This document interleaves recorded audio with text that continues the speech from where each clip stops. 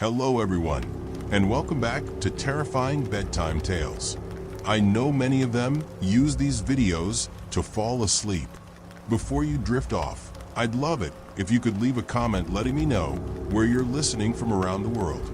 Don't forget to like and subscribe if you're enjoying this video. The last thing I remember is stepping into the woods, the scent of pine heavy in the air, eager for a weekend of silence. But when I turned back to leave, the path had vanished. The trees weren't just different, they were wrong, twisting in ways I couldn't explain. Now, the forest is watching me, and there's something in it that's waiting for me to make the mistake of looking away. The night was suffocating, the air heavy with the scent of pine and earth. As I trudged along the narrow trail, my boots crunching against the loose gravel, I felt the unsettling tug of something I couldn't quite place, a nagging sense that I was being watched, or that the world around me was subtly shifting, as if the forest itself were bending the rules of nature. I had come out here for one reason: to escape. The pressures of everyday life, the emails, the deadlines, the social obligations, had weighed on me until I could no longer bear it. The need to break free from the chaos had driven me to this remote part of the country, a place far from any prying eyes, far from the noise of the city. I had thought this would be a weekend of solace, of self-reflection. Instead, it was rapidly turning into a nightmare. At first, the hike had been serene. The woods were tranquil, the only sounds being the occasional rustle of leaves in the wind and the distant calls of birds. I had found a path, well-trodden and clearly marked, leading me deeper into the woods. But as I continued, the markers began to disappear, the signs of human presence slowly fading away. The trees had grown thicker, their trunks twisted and gnarled, the canopy above blocking out the sky entirely. My phone, which had been my only connection to the outside world, had long since lost its signal. I was alone, completely alone, with nothing but the oppressive silence and the feeling that the world had become distorted in some unfathomable way. I had considered turning back, retracing my steps, but every time I tried, the path ahead seemed to grow more and more unfamiliar. What had once been a straight route had now splintered into multiple offshoots, each looking more treacherous than the last. It felt like the forest was closing in on me, and the harder I tried to navigate, the more disoriented I became.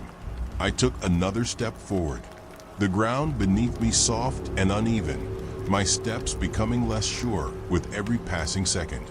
And then, as if from nowhere, I heard it, a sound faint at first, but growing louder, a low, guttural groan, almost like a distant animal in pain. I froze, my heart hammering in my chest. I strained my ears, listening for any further noise. For a long moment, there was nothing but the wind rustling through the trees. But then I heard it again, closer this time. My breath caught in my throat, and I quickly glanced around, searching for the source. But the woods were empty as far as I could see. No animal, no person, no movement. Get a grip, you're just spooked, I muttered to myself, trying to rationalize my fear. But deep down, I knew something was wrong. Something had changed, something I couldn't explain. I continued walking, the forest growing darker with every step, the air thick with an eerie stillness. My thoughts kept circling back to the sound. It was no animal groan. It was too human. And as I ventured deeper, it began to echo in my mind, like a voice calling to me from the darkness. The path ahead forked again, and this time, a strange compulsion urged me to take the left trail. I didn't know why. It wasn't the path I'd originally been on, and it certainly didn't look safe. But for some inexplicable reason, it felt like the right choice. It was as though the forest itself was pushing me in that direction. I ignored the voice in the back of my head telling me to turn around, telling me I was making a mistake. Instead, I moved forward, each step heavier than the last, the trees growing denser, their branches almost reaching down to block my way. The further I went, the more I began to doubt myself. Was I truly lost? Or was I walking into something that I shouldn't have? My head was spinning, my body growing tired. The quiet was oppressive, and I realized then that I hadn't heard a single bird in what felt like hours. Not a rustle of leaves, not a snap of twigs. The silence was unnerving, and I suddenly became acutely aware of the darkness encroaching around me. And then I saw it. At first, it was just a flicker in the corner of my eye, something moving in the distance. My heart skipped a beat as I quickly turned to look, but there was nothing, just the shadows of trees swaying gently in the wind. I dismissed it as my imagination, a trick of the light, but then I saw it again, closer this time. A figure, tall, gaunt, and unnaturally still, standing just beyond the tree line, watching me. Its face was obscured by a hood, its features indistinct. I felt a chill run down my spine, the air around me growing colder, denser. I wanted to scream, to run, but I couldn't move. It was as if my body had betrayed me, frozen in place by some unseen force. The figure didn't move, but I felt its presence like a weight pressing down on me, suffocating me. Time seemed to stretch and warp, and I was aware of nothing but the eerie stillness and the oppressive gaze of the figure. And then, just as suddenly as it had appeared, the figure was gone, vanishing into the shadows as though it had never existed. My heart raced, my pulse pounding in my ears. I stood there, paralyzed, unsure of what to do. Every instinct screamed at me to turn around, to find my way back to the trail I had come from, but the feeling of being lost had deepened. The sense of wrongness had grown. As I stood there, struggling to breathe, I heard it again, the groan.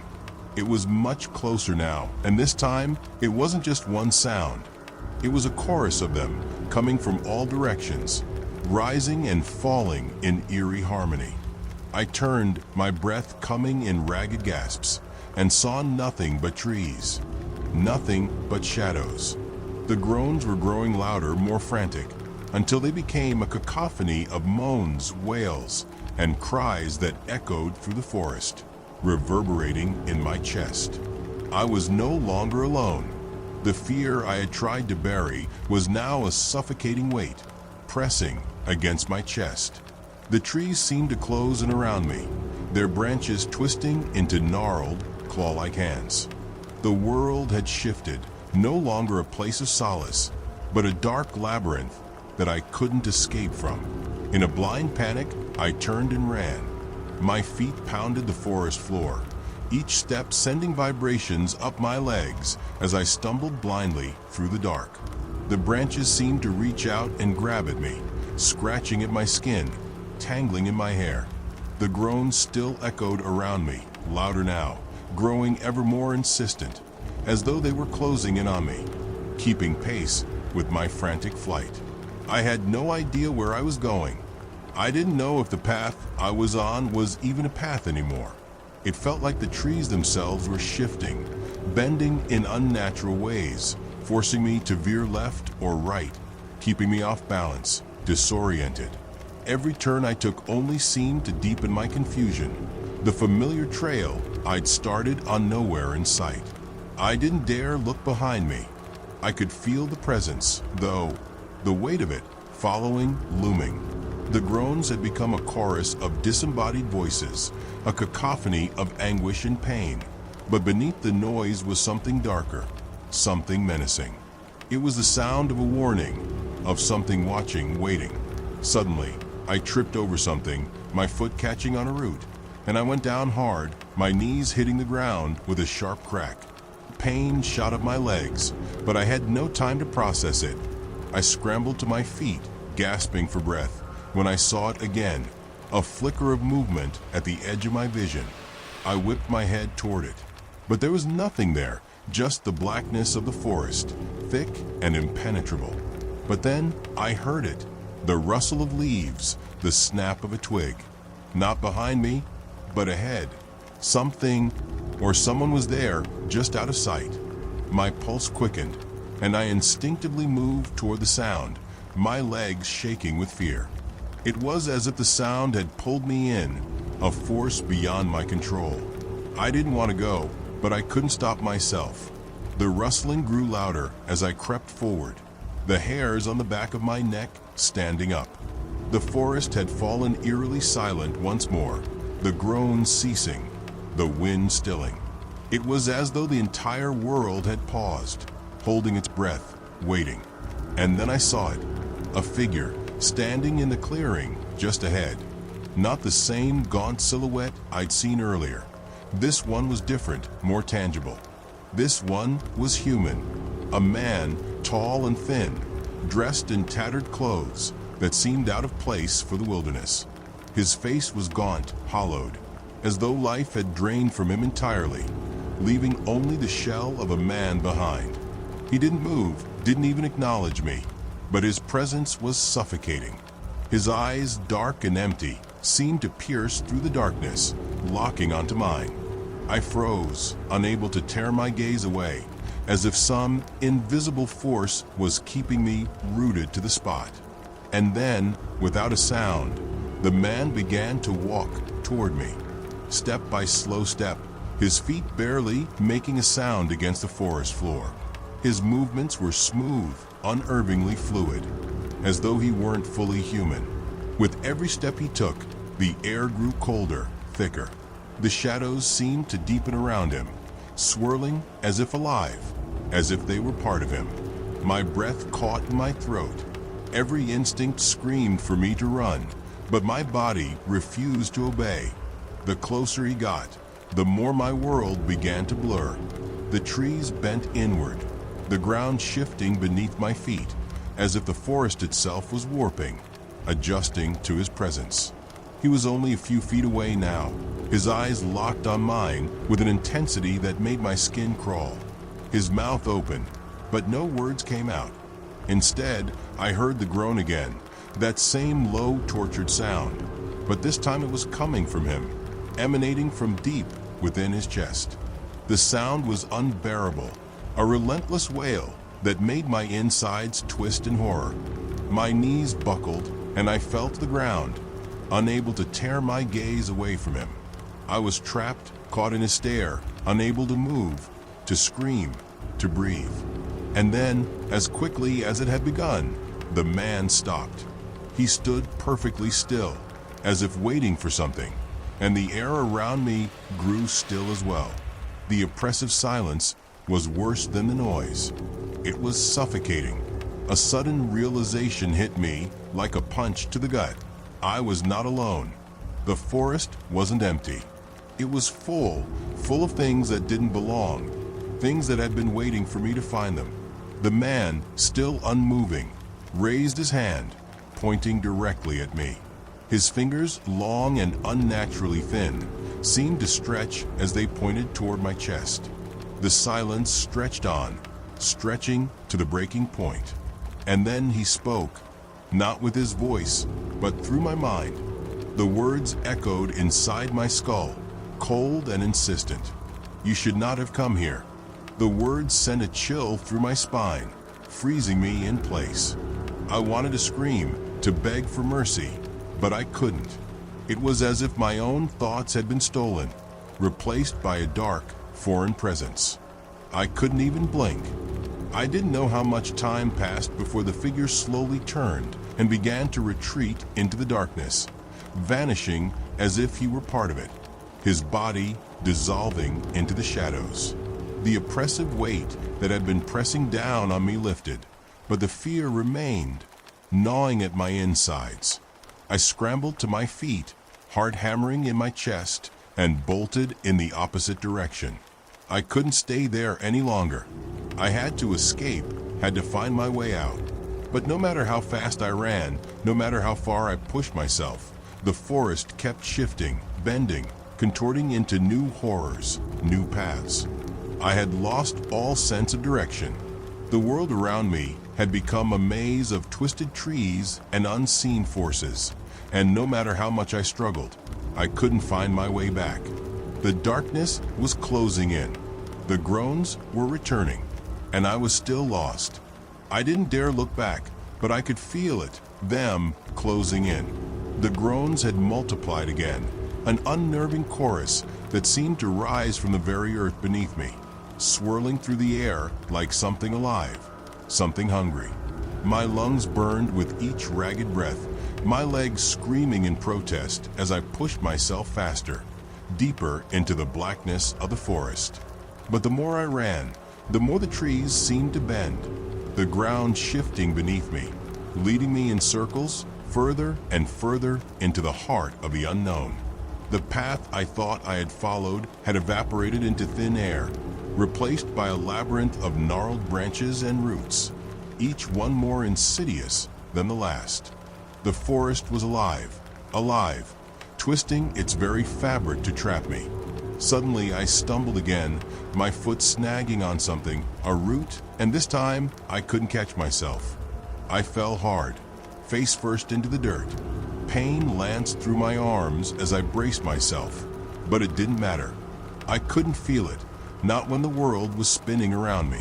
The groans grew louder, closer, a sound that wasn't just in my ears now, but inside my head, twisting around my thoughts, gnawing at my sanity. I could hear them all, the voices, the moans, the shrieks, like a chorus of the damned, echoing through the forest, reverberating off every tree, every rock, until they became one cacophonous mass, closing in on me. I couldn't escape. I pushed myself up, but my legs were weak. My mind was reeling, fractured by the terror that clung to me like a second skin. My breath came in shallow gasps, each one more desperate than the last. I looked around, but there was no sign of a way out, no path leading to salvation. The shadows were too thick, too consuming. That's when I saw it again. The figure, the man. He was standing in the distance, watching, just as he had before. His eyes burned with an unnatural glow, a faint light emanating from deep within the blackness of the forest. But this time, I could feel him, before I even saw him. His presence filled the air, a pressure that made it difficult to breathe. It wasn't just his gaze that paralyzed me. It was everything about him. He raised his hand again, just as before, and in that instant, the ground beneath me trembled. The trees around me groaned, their roots ripping free of the earth, twisting up like serpents. The darkness of the forest seemed to collapse inward, as if it were folding itself into the figure, pulling everything closer, tighter. "You should not have come here," the voice came again, but it wasn't just in my mind this time. It was all around me, vibrating through the very air, shaking my bones. It was a sound like 1,000 whispers, each one more desperate than the last. "You should not have come here." The words swirled around me like a storm, choking me, drowning me in their meaning. I tried to scream, to run, but my legs refused to move. It was as if the very forest had bound me in place, held me there to face whatever horror this place had in store. And in that moment, I realized the truth. I wasn't just lost. I was never meant to escape. The forest had claimed me. I had stepped into its domain, and now I was part of it. Just another lost soul trapped in its endless labyrinth. The man stepped closer, his presence growing stronger, more tangible, until he was right in front of me. His face, now visible, was like a mask, hollow, void of any expression. His skin was deathly pale, stretched tight over bones that seemed to have forgotten what it was to be alive. His lips curled into a grin, one that wasn't kind, one that wasn't human. "You are ours now," he whispered, his breath cold against my face. I wanted to scream. I wanted to fight, to push him away, to run, but my body was no longer my own. I could feel the forest pulling at me, its tendrils wrapping around my limbs, binding me to the ground. The trees were alive, alive with hunger, with ancient, twisted purpose. They had waited for me, and as the man's grin widened, as the darkness closed in around me, I understood. There would be no escape. I was lost in the wrong way.